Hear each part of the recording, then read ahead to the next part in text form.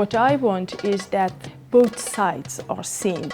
What I really hate is this simplifying and just seeing one side of it. It is a very complex situation, complex society, and has got different sides. So just reducing it of its government, which is horrible, is not the right way of looking at Iran, reading Iran. The Fertile Crescent offers Americans a new way to read Iran and other parts of the Middle East by looking through the eyes of its women artists. The kernel of the idea came when I visited Turkey in 2007. It was the Istanbul Biennial, an international art fair, and I was introduced to the work of wonderful women artists. I'd never seen this work before. I consider myself fairly informed. I was so impressed by it. I came back immediately, spoke with Judy Brodsky, my colleague in crime. She saw how enthusiastic I was. She saw the images I brought back, and we agreed that we needed to move forward quickly and start curating a show on women artists from the Middle East. And the Fertile Crescent was a term invented by an American archaeologist named James Breasted at the beginning of the 20th century. And he invented it to refer to the area as being sort of the cradle of civilization, where agriculture was, in quotation marks, invented. This old-fashioned title points out just how much this part of the world has changed in the last 100 years. And I think that's one of the characteristics of these artists, actually, that they recognize they have history, but that they're all looking towards a new configuration, new cultural configurations. The veil and its meaning for contemporary women is just one of the themes. The work shows only a part of hand, but it becomes very erotic. It has got also a side of which is beautiful. I like this contrasting. Otherwise, it would become very stereotyping if you go just in one direction. So putting differences and contrasts in a work avoids somehow this thinking of stereotyping. Parastou's Butterflies contains small images of torture. Her parents, intellectuals who fought for democracy, were murdered in 1998. She realizes that she could not be the artist she is in her own country.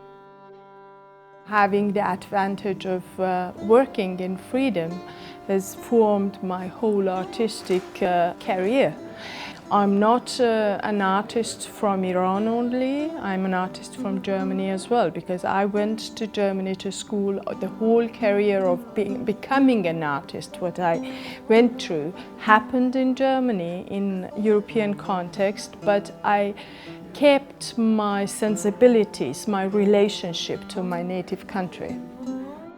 All of these artists have a Middle East heritage from some country in the Middle East, except for two. One comes from Nigeria and one comes from Pakistan. We wanted to include more than one artist who would represent the diaspora of Middle East culture. My name is Fatimah Tuggar. I was born in northern Nigeria, in Kaduna. I grew up there, and then I went to school in southern Nigeria, in Lagos. And then after that, I went to boarding school in the UK. So I grew up back and forth between Nigeria and the UK. And I also went to Blackheath School of Art in London. Then I moved to the US and went to the Kansas City Art Institute. And then I did my graduate work at Yale University. Can you say something about the technique or the technology? Well, they're all montages, and I work with them with the computer to create the images. Well, at the meat market depicts a meat market. And you have a series of meat sellers, and then you have a bunch of different models that I got from different magazines. And I'm sort of interested in this analogy or the relationship between commodification of human beings as models, issues of human trafficking, how that sort of has a metaphor in this idea of selling meat at the meat market, and then also I'm choosing lamb as the kind of meat that's sold, in terms of lamb being associated with Muslim culture specifically.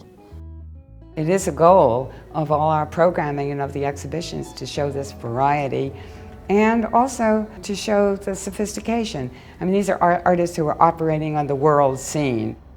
For instance, the one that we're looking at right now is a piece that is done from an airplane by an artist named Janan Al-Ani, and she's Iraqi, lives in London, and the idea behind this piece is that she wants to show that the desert has been the repository of great civilizations, and she's opposing that to the view that Westerners have of the desert as being an arid place without anything of value in it.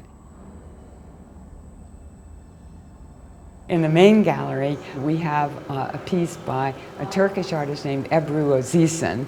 It's based around a 16mm projector, and the image that's being projected is a mound of baklava pastries. And over the mound of pastries, syrup comes down, and then the syrup is scooped up at the bottom, is brought back to the top, and comes down again. So these videos are really very interesting videos.